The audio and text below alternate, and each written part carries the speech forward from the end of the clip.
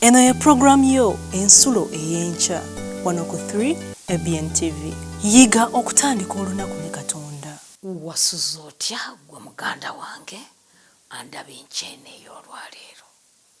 Twebaza Katonda kubanga atuleseewo nga tukyali balamu. Twayingidde mu buliri bwaffe mwana wattu nga tetumanyi nti bunaakya. Bw'oba oli mulamu olaba nti kiteekeddwa kuba bwe kityo, naye bw'oba wali olabyeko eyayingidde mu buliri nga mufu nga mulamu n'akeera enkya nga afudde, oyinza okitegeera nti kyamagero. Era tusaanidde okwebaza Katonda olw'obulamu buno bw'atuwadde. Erinnya n'eddoboozi lye lya Kasasa Pawulina. Tugenda kuyiga ekyokuyiga kyaffe ekiriko omutwe ogugamba nti ekitali kya bulijjo. Katusabe olw'ekyokuyiga kino. Omutukuvu ayi Katonda waffe, gwaliwo eyaliwo era agenda okubaawo. Taata ogulumizibwe otenderezebwe emirembe gyonna. Tuzze wano mu maaso go ayi Katonda waffe nga twetaaga okusaasirako. Tukusaba Taata otusaasire olw'obutali butuukirivu bwaffe. Otunaaze mu musaayi gw'omwana wo gwayika ku musaalaba e Gologoosa, otusaanyize okubeera abatukuvu. Kaakano nno Taata nga tugenda okuyigako, tusaba oggyewo embeera zonna eziyinza okututaataaganya. Teekateeka emmeeme yaffe ayi Katonda waffe. Ekigambo kyo kigwe ku ttaka eggimu ku bwa Yesu Kristo Mukama waffe. Amen. Olunyiriri lwaffe olw'okujjukira luvudde mu kitabo ky'Abafiripi essuula ya 4 olunyiriri lwa 13. Era ng'olunyiriri luno lugamba nti nnyinzizza byonna mwoyo ampa amaanyi. Ebigambo bino byayogerwa omuddu wa Katonda Pawulo ng'abigamba Abafiripi. Era bw'oba muna kino ekikyusa ekipya kuliko akatwa akatono agaga nti Pawulo yeebaza obuyambi obwamuweerezebwa Abafiripi. Era bw'osoma wansi awo essuula eyo olunyiriri olwo olw'13 w'osanga ebigambo bino nga Pawulo agamba nti nnyinzizza byonna ku lw'oyo ampa amaanyi, nga teyeenyumiriza nti byatuuseeko abituuseeko nga ye, naye yabituukako ku lw'abo nga Mukama Katonda waffe yamubedde. Omuwandiisi w'ekyokuyiga kino agamba bw'eti nti Peetero, Yakobo ne Yokaana baali basajja bavubi. Pawulo ye yali musajja muyivu, ate Lukka yali musawo. Matayo yali muwooza wa musolo. Bombi Dawudi ne Nabbi Amosi baali basumba.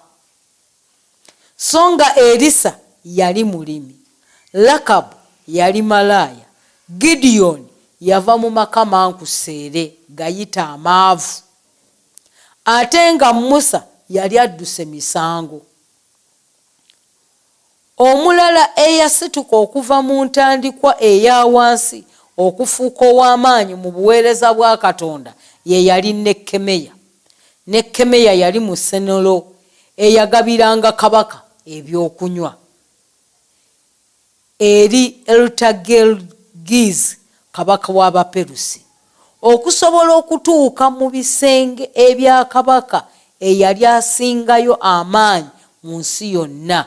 Ebiro ebyo kwamuteeka awo Katonda we yandimukozesereza obulungi okuleeta okudda obuggya mu Yuda.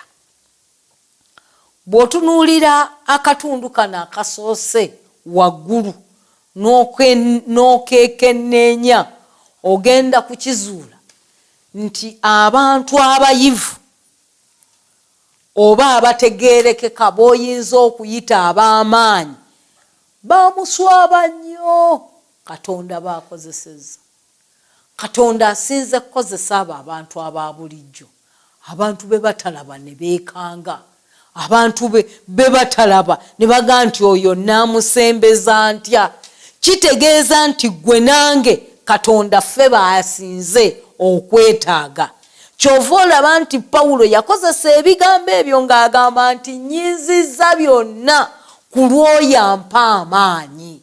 Mwana wattu ekintu bw'oba osobola okukikola oli ne bwakuyambako tosobola kubeera awo ne weenyumiriza oba n'omugulumiza oba n'omutwala nga nsonga nkulu kubeera afutaloolo ogwo omuti mbadde nsobola ogusitula n'engujjawo.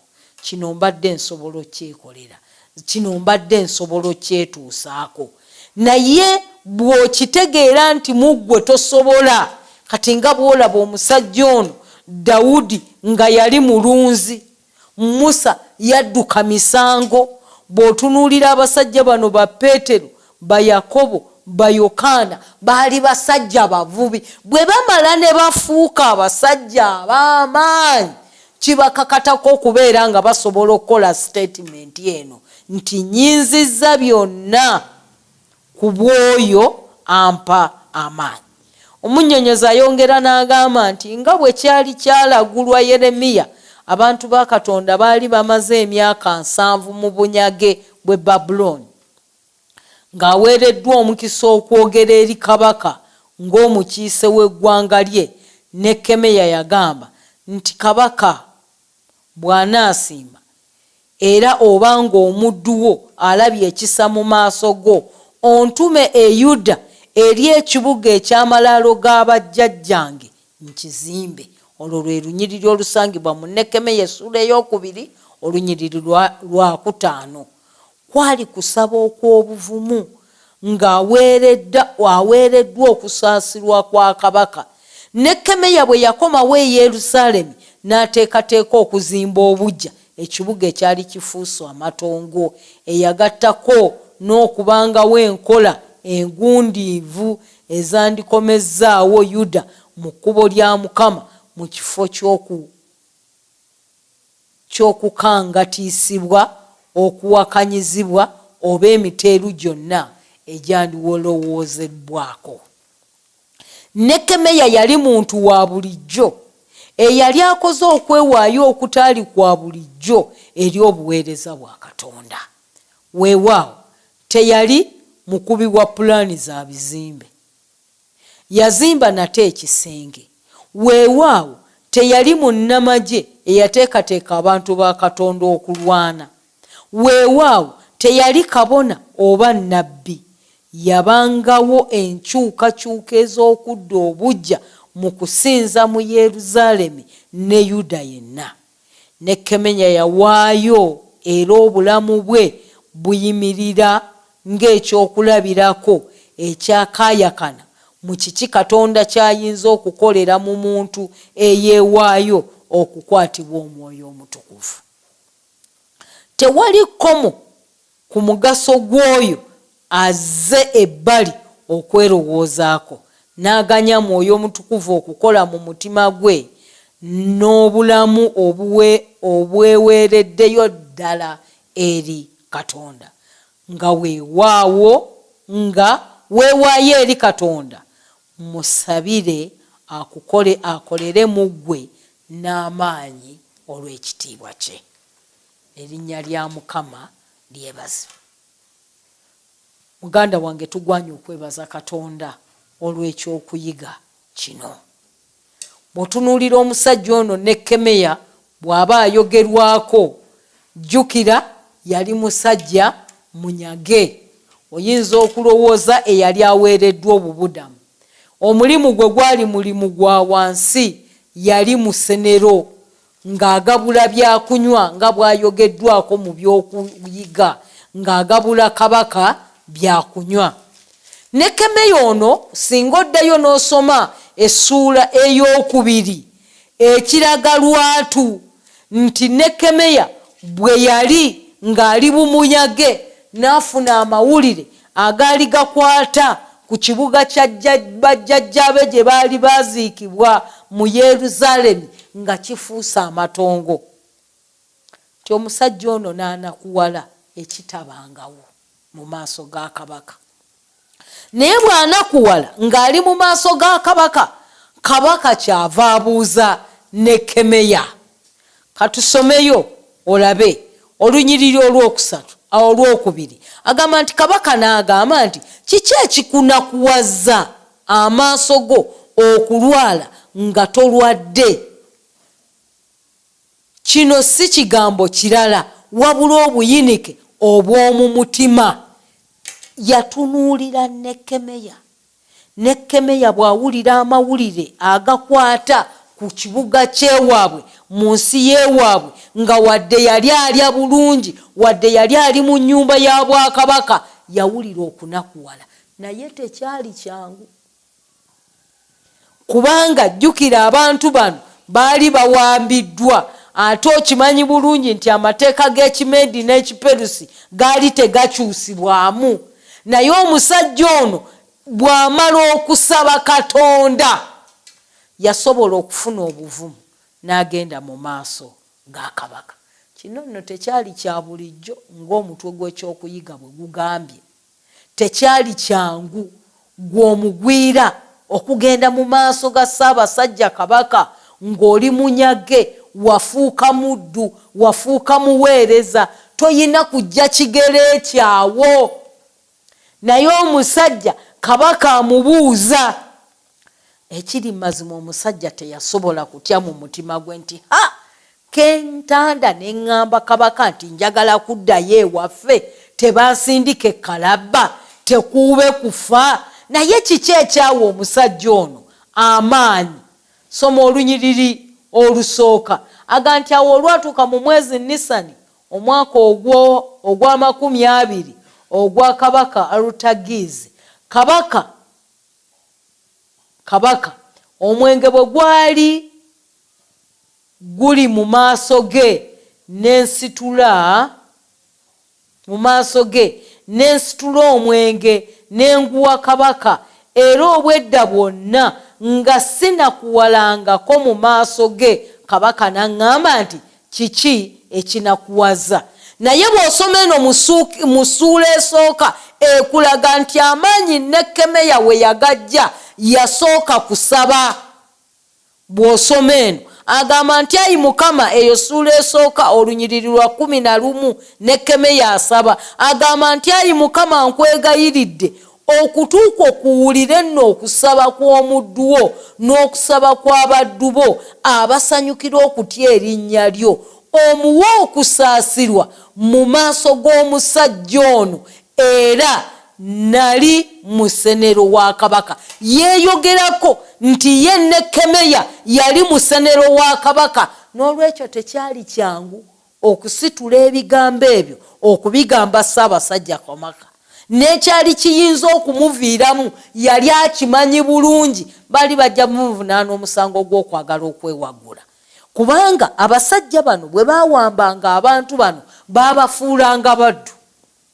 Baali tebaagala kuddamu baseetule ekigere kyaffe kuva mu nsi yaabwe, kubanga be baabaweerezanga. Naye omusajja ono yamanya ekyokukola, n'aga nti kiki kye nnyinza okukola? Ani ayinza okuntaasa? Kyava agwa mu maaso ga Katonda n'amala okumusaba. Waliwo ekikweraliikiriza, olina ekikutiisatiisa, olowooza nti waliwo ekitasoboka. Muganda wange andaba enkyene ey'olwaleero, tewali kitasoboka mu maaso ga Katonda. Katonda ye mubeezi waffe. Katonda atusuubiza okutuyamba mu buli mbeera yonna. Kyava atambulako nange tugende mu kitabo kino eky'Abakoliiso essuula eno ey'e12 olunyiriri olw'10. Agamba bw'ati, Bakoliiso essuula ya 12 olunyiriri olw'10.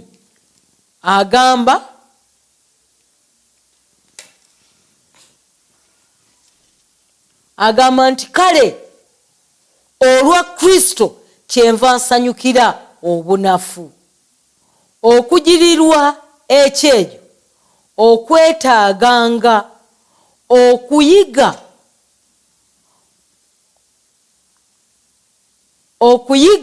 okunyiizibwanga okutegananga okulagibwa Kristo kubanga bwemba omunafu lwemba ow'amaanyi. Waliwo ebintu bye tutasobola mu bulamu bwaffe nga mu maanyi gaffe tetuyinza, nga toyinza kugumiikiriza kuyigganyizibwa, okwetaaga kwo tosobola kukutuukako, nga twetaaga okuluŋŋamizibwa Katonda, twetaaga okubeerwa. Kyava Pawulo ayogera ebigambo bino nti buli lwe tubeera abanafu lwe tuba n'amaanyi, buli lwe tutuuka ku ddala ly'okubeera nga tetusobola, Katonda lwajja n'atuyamba.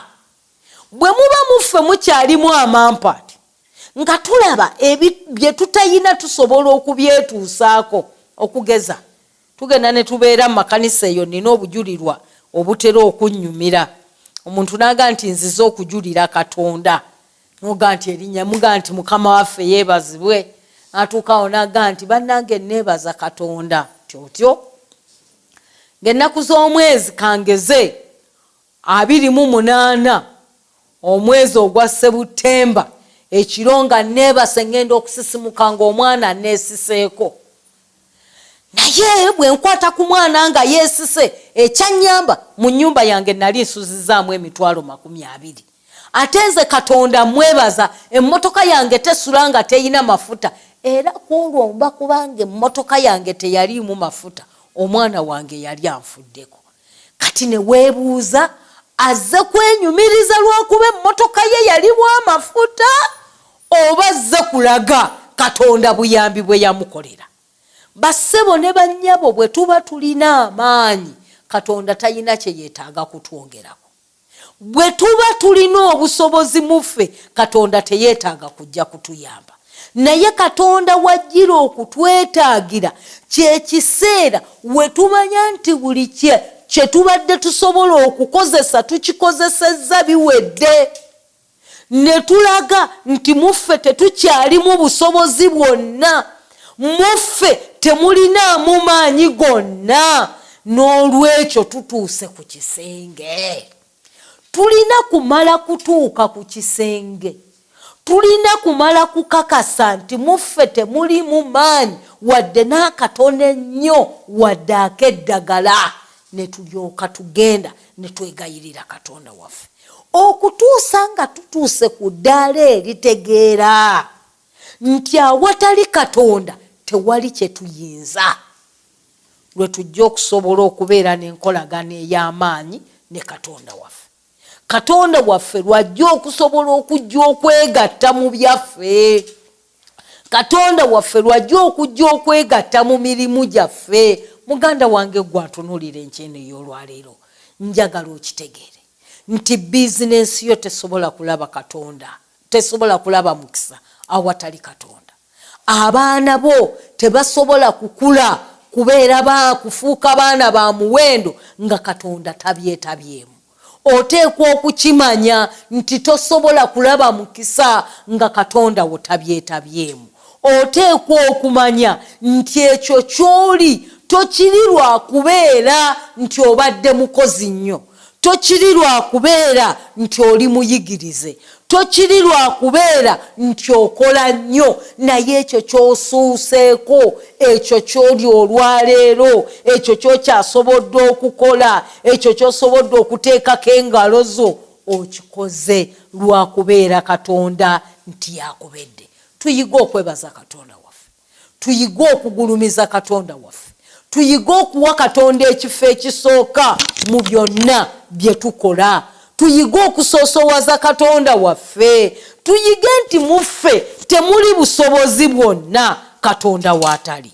Bw'osoma Timoseewo ekyokubiri essuula ey'okuna olunyiriri olw'17 lwongera okukakasa ebigambo bino.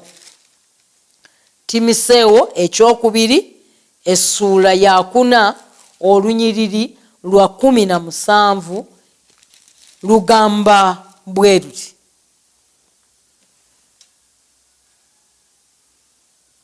nti naye Mukama waffe yayimirira kumpi nange nampa amaanyi nze ndyoke ntuukirize kye mbuulira era ab'amawanga bonna balyoke bawulire, bwe ntyo ne ndokoka mu kamwa k'empologoma.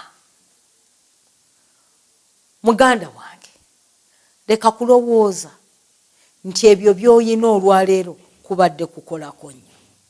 Leka kulowooza nti eyo diguri gy'oyina ye yakusobozesa okufuna omulimu gw'olina. Leka kulowooza nti muganda wo mu woofiisi ennene gy'alimu yakusobozesezza okubeera ku mulimu ogwo gw'oli. Leka kulowooza nti olw'okuba wazaalibwa mu famire eziri obulungiko naawe kyovudde obeera obulungi. Nkutegeeza nti akusobozesezza yenna okubeera ekyo ky'oli si mulala ye Mukama Katonda waffe. Oyo yekka gw'olina okugulumiza. Buli w'obeera gw'olina okwogerako. Oyo yekka gw'olina okutendereza. Kubanga ekyamazima kiri nti buli ky'oli kibadde kisa kya Katonda. Kino kyendi kibadde kisa kya Katonda. Abaana benzadde okubakuuma nga balamu kibadde kisa kya Katonda. Okusobola okukeesa olwaleero nga ndi mulamu kibadde kisa kya Katonda. Kyekiva kitugwanidde obutakulembeza muntu mulala yenna, obutayogera ku kintu kirala kyonna. Tuyina kusooka kwogera ku Katonda waffe kubanga yatubedde okusobola okubaako kye tukola. Katumwebaze. Katonda waffe weebazibwe kubanga tukitegedde enkyene ey'olwaleero nti kibadde kisa kyo na kwagala kwo okubeera kino kye tuli. Tukusaba Taata oyongere okutukuumira wansi w'omukono gwo. Tukusaba Taata oyongere okutuwa omukisa gwo. Tukusaba Ayi Katonda waffe oleme okutuggyako omukono gwo, k'omukono gwo ogw'ekisa gwongere okubeera naffe. Tukuuma olunaku luno olwaleero nga tugenda okutandika emirimu gyaffe Ayi Katonda waffe. Katugiyiringisize emirimu gyaffe ku ggwe, gw'oba otukulembera Ayi Katonda waffe era gw'oba otuvaako emabega. Tutaase enkwe z'omubi Ayi Katonda waffe. Totuganya kuseetula kigere kyaffe kukijja w'oli. Totuganya kamwa kaffe kwogera ku kintu kirala kyonna ku muntu mulala yenna, naye kakamwa kaffe kabeere nga kakusuuta essaawa yonna Ayi Katonda waffe. Ensi etegeere nti ogwe Katonda atukoledde ebikulu, gwe Katonda atubeezaawo, gwe Katonda atukuuma, gwe Katonda atugabirira, gwe Katonda akutusobozesezza byonna. Tunaayogera ki oba tunaaleka ki? Taata waffe weebazibwe, k'ebigambo ebikusuuta obikuumirenga ku lulimi lwaffe ebbanga lyonna ku bwa Yesu Kristo Mukama waffe. Amiina. Yiga okutandika olunaku ne Katonda. Olwo nno ebisuubizo bye birabike gy'oli.